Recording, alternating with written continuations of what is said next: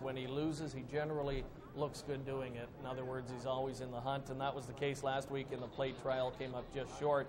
He was racing or battling the pace most of the way there. What about the added distance here? The added distance I don't think is going to be a problem whatsoever. And Greg, I really think this horse will enjoy being on the outside. Has been buried along the inside in his last 2 starts, and today gets to go from the outside. Let's take a look at the plate trial winner himself, Shaw's Creek.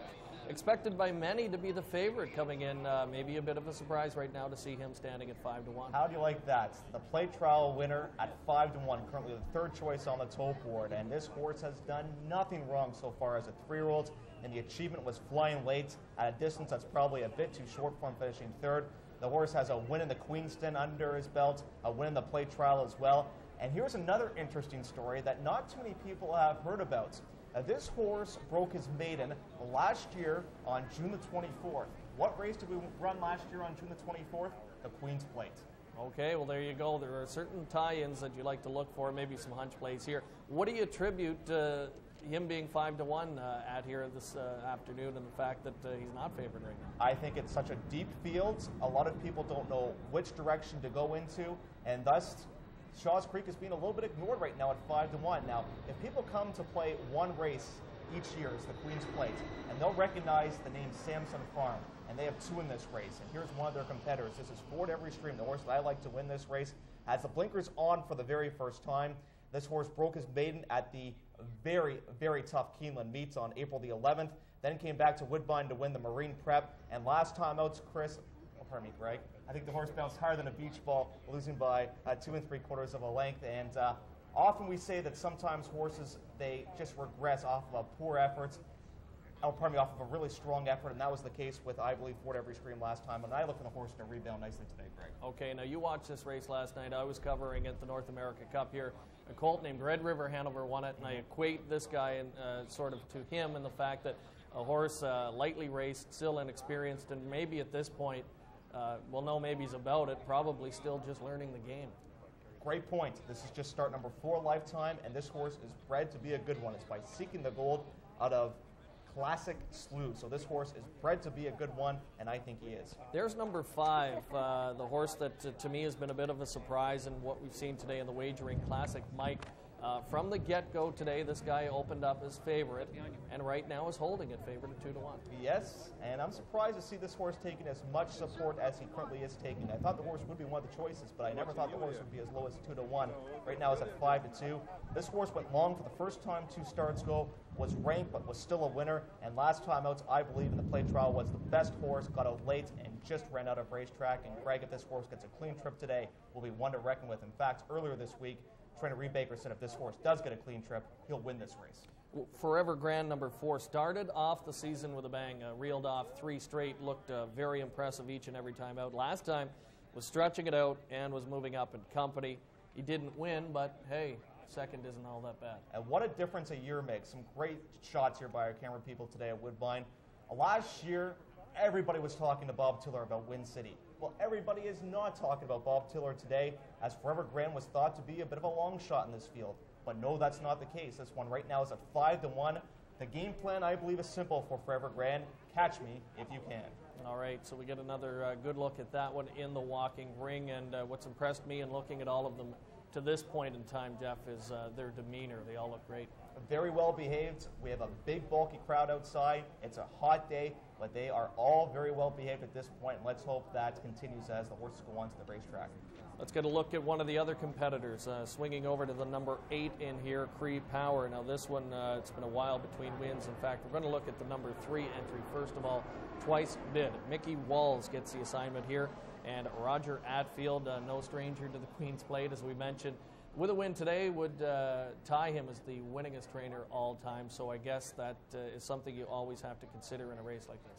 Greg, unbelievably, he's looking for plate number 8 today. Wow, what a great career he has had. Twice Bid, a bit of a late developing horse, finally got that maiden win out of the way last December by a neck. So far, has had 2 starts this year with a 3rd and a 2nd place finish. Has won 1.25 miles for the first time today, just like everybody else is. Number 2 is Streakin' Rob. Now, this one certainly would have to be considered one of the major long shots coming in.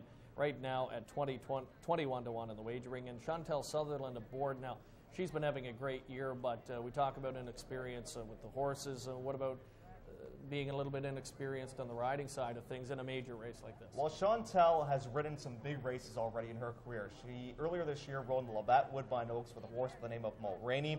So I think the jitters won't be as much today. Yes, it's the Queen's Plate, and it's the biggest race ever for her, but still, she has ridden some big races in the past. And plus, Greg, she's on a long shot in this race. So, I mean, if she wins this race, yeah, exactly. No pressure going in. If she wins, it's going to be a bit of a surprise.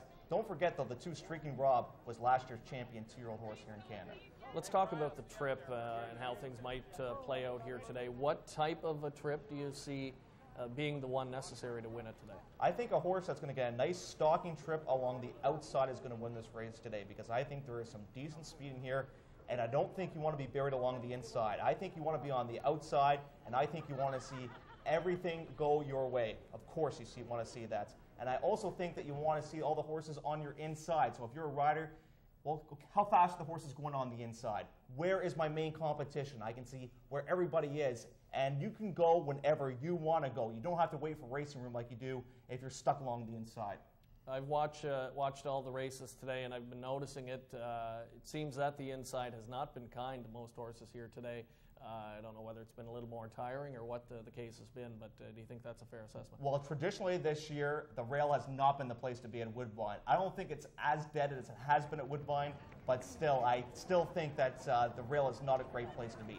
All right, so we'll leave you with a look at the field as they make their way out of the walking ring, and they'll be headed out toward Post Parade. We are 18 minutes away from Canada's greatest horse race, the Queen's Plate, 143rd edition of that great event. Dan Loiselle will have the Post Parade coming up in a few minutes from now. 17 minutes, again, with this big crowd.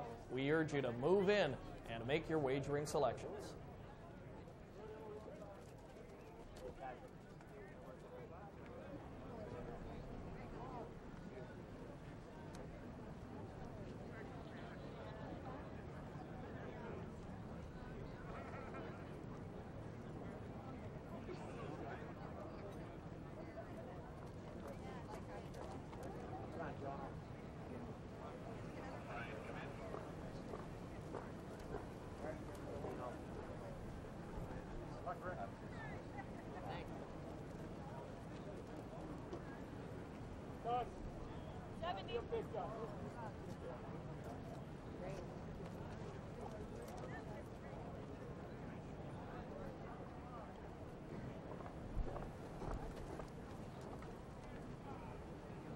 Hang on, please, folks.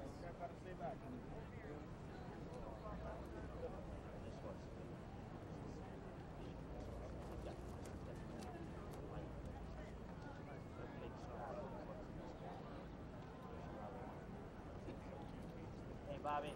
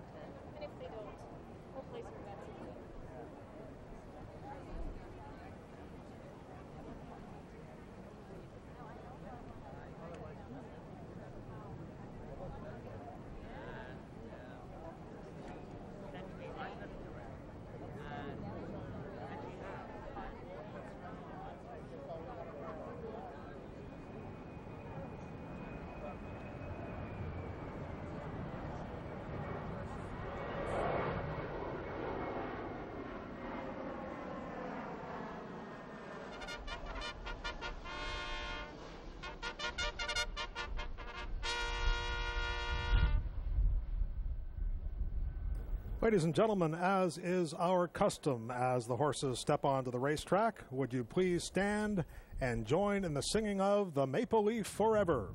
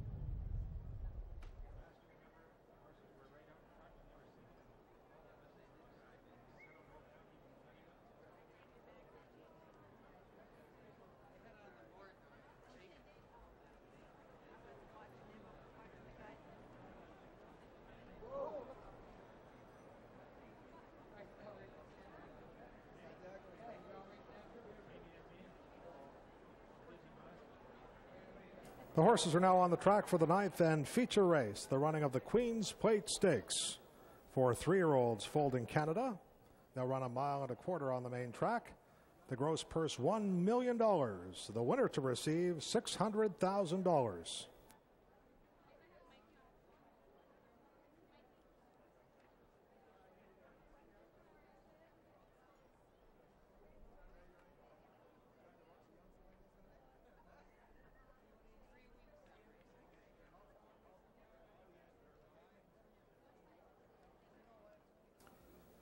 Number 1 is Fuzzy Star, owned by Mike Petro. He also trains the jockeys Nick Petro.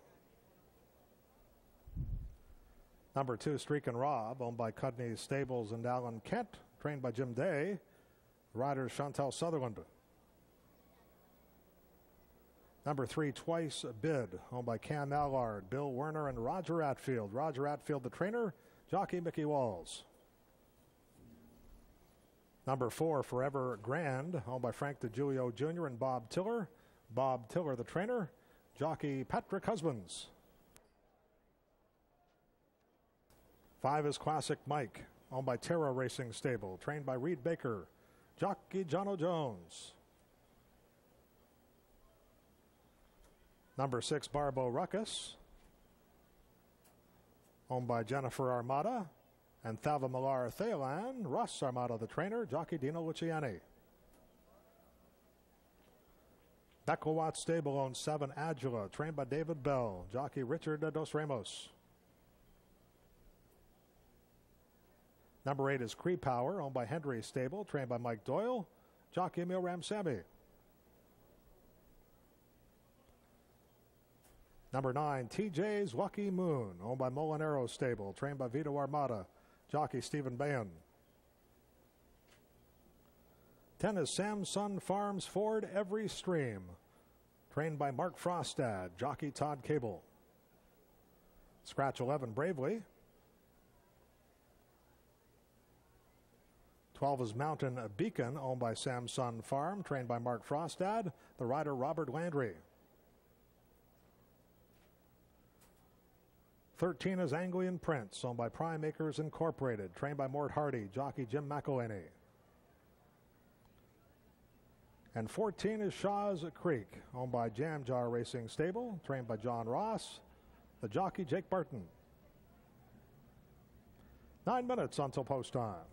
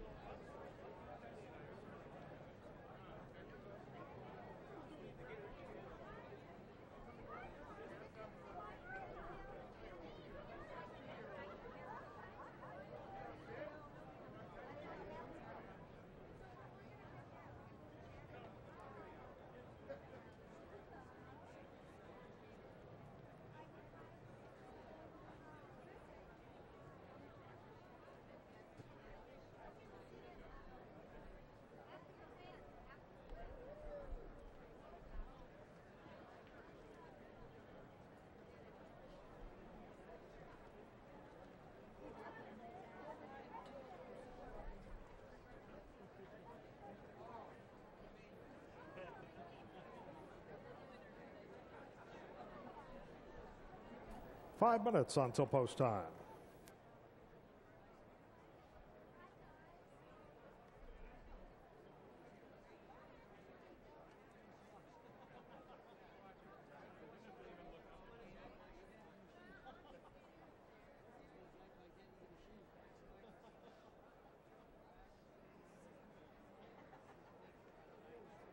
Julie Bell. Julie Bell, would you contact the jockey's room immediately, please?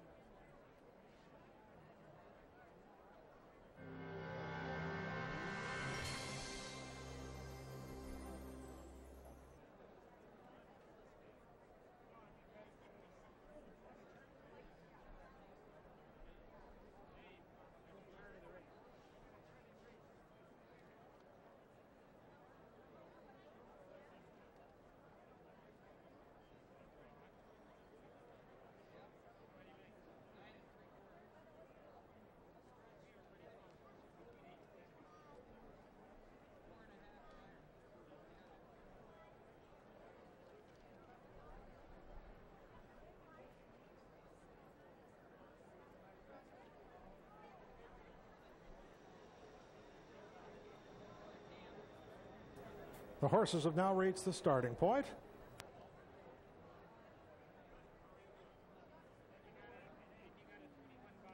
They're loading into the gate for the Queen's Plate.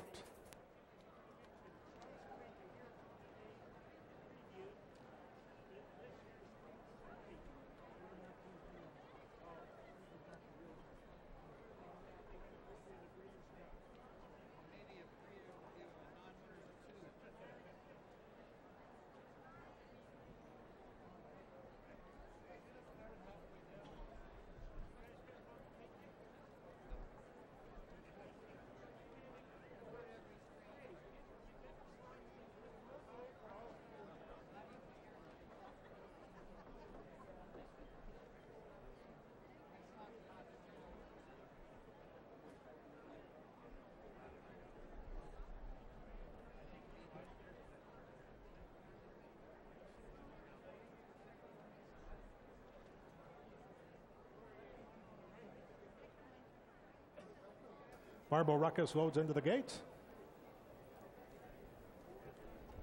And we wait on Shaw's Creek and Agila. Shaw's Creek is in there. And Agila will be the last horse to load with Richard Dos Ramos aboard. They're at the post.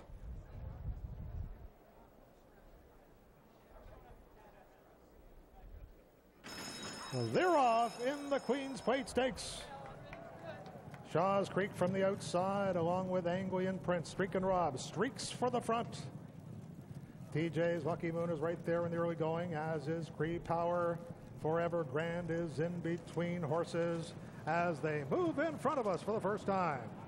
And it's Chantel Sutherland and Streak and Rob under the wire for the first time. Forever Grand is second. Cree Power's third, and TJ's Lucky Moon is fourth. Fuzzy Star drafts in behind horses. Classic Mike in amongst horses as well. Agila is in tight quarters there. Then the Samson duo of Ford Every Stream and Mountain Beacon. Then we have Barbo Ruckus. Twice Bid is saved ground. Anglian Prince has one horse beaten. That is the late running Shaw's Creek. As they head into the backstretch, and Streak and Rob continues to lead through an opening half mile in 48 seconds flat. It's Streak and Rob, last year's Coronation Futurity winner. 3/4 of a length with less than 5 furlongs remaining. TJ's Lucky Moon starts to inch up to the inside. Forever Grand attends the pace in third. Then we have Fuzzy Star, Cree Powers 3.5 lengths off the lead. Then Classic Mike and Ford Every Stream is being roused as they head for the far turn. Agila will need some running room. Then Anglian Prince, Barbo Ruckus, Shaw's Creek's between horses beginning a run. Then Twice Bid and Mountain Beacon. They're 2.5 furlongs from the wire. TJ's Lucky Moon. Now Forever Grand is on him in a blink of an eye. It is Forever Grand on the outside and TJ's Lucky Moon. John O. Jones is calling on Classic Mike as they hit the top of the stretch. Forever Grand on the outside. To the inside, TJ's Lucky Moon. Those two in a stirring stretch duel. And Anglian Prince is coming now. Anglian Prince with one last gasp, one, but TJ's Lucky Moon has the lead. It is TJ's Lucky Moon. Anglian Prince, TJ's Lucky Moon at outrageous odds. He wins the Queen's Plate at 80-1.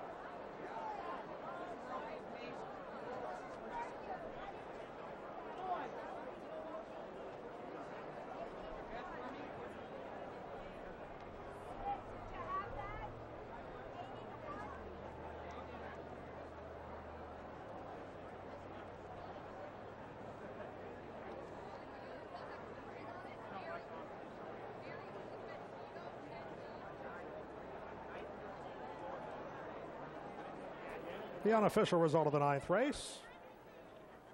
The winner, number 9, TJ's Lucky Moon. 13, Anglian Prince was second. Number 4, Forever Grand was third. And 10, Ford Every Stream was fourth. The running time, 2:06 4/5.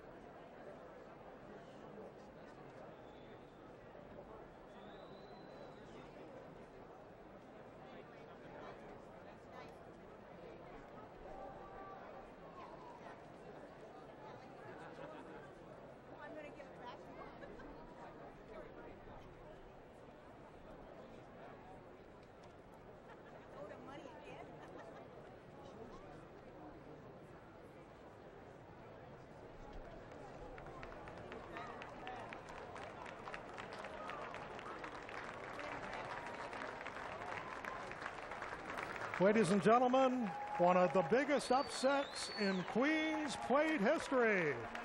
The winner of the 143rd edition of the Queen's Plate at 80-1, TJ's Lucky Moon.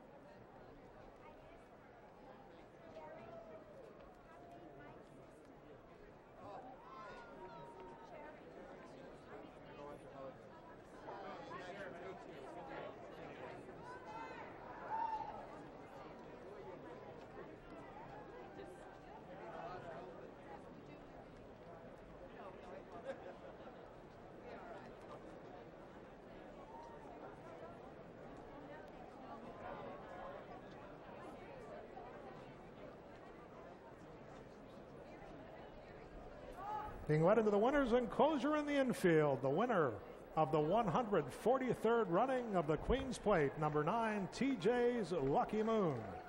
TJ's Lucky Moon is a dark bay or brown colt, 3 years old by Tejabo from Moonland Princess, by Key to the Moon, bred and owned by Molinaro Stable, trained by Vito Armada. The winning jockey, Stephen Bahen. 13 Anglian Prince was second, and 4 Forever Grand was third.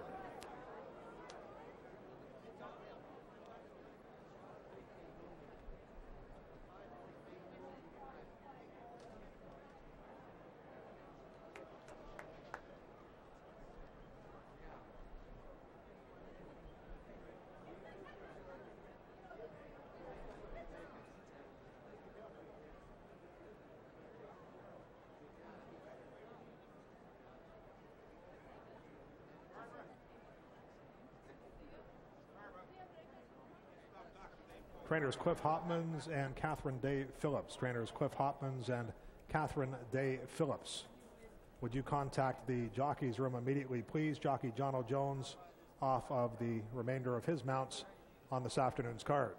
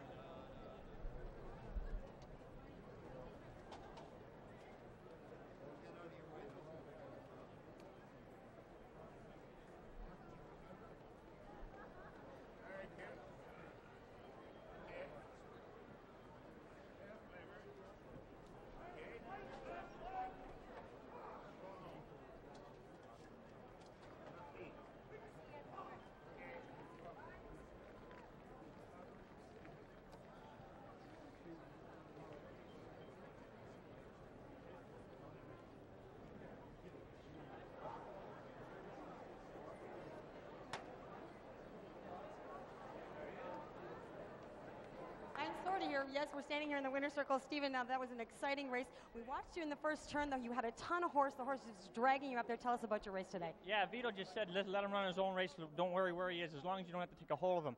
Just if he's on the inside, if he's in the front, that's okay. Just let him be where he wanted to be. And when you want him, just pick him up and call on him, and he'll come running for you, and he did. Well, Stephen, an exciting day for you. Any special thoughts on today? No, it's just great. A job well done. Congratulations, Jason. Thank you.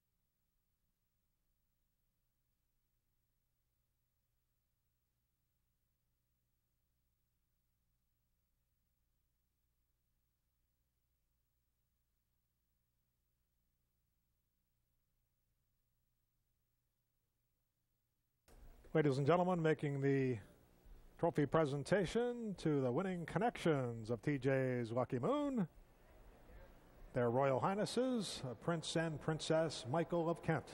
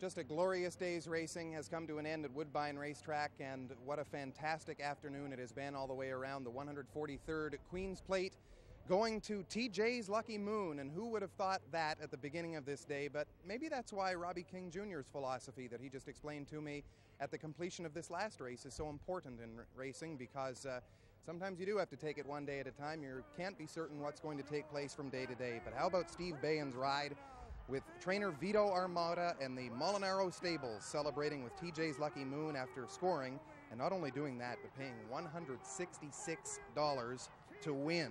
The grandson of Deputy Minister made his second lifetime triumph count as he was able to put up that win, TJ's Lucky Moon, over Anglian Prince, who conducted himself so well for both Jim McElhaney and Mort Hardy, and as well the third place finisher Forever Grand coming into today's race for conditioner Bob Tiller, and Patrick Husbands picking up third spot for that effort. So a fantastic day again all the way around. So we have enjoyed bringing this to you throughout the day at Woodbine Racetrack, and another look at Steve Bahen as he was celebrating just a little while ago after scoring his Queen's Plate triumph with TJ's Lucky Moon, and conditioner Vito Armada picking up the win. For all of us here at Woodbine Racetrack, including producer Bill Lance, Greg Blanchard, Dan Loiselle, Jeff Bratt, and myself, this is Chris Connor saying thanks so much for joining us. You've been enjoying a fantastic Queen's Plate afternoon here at Woodbine.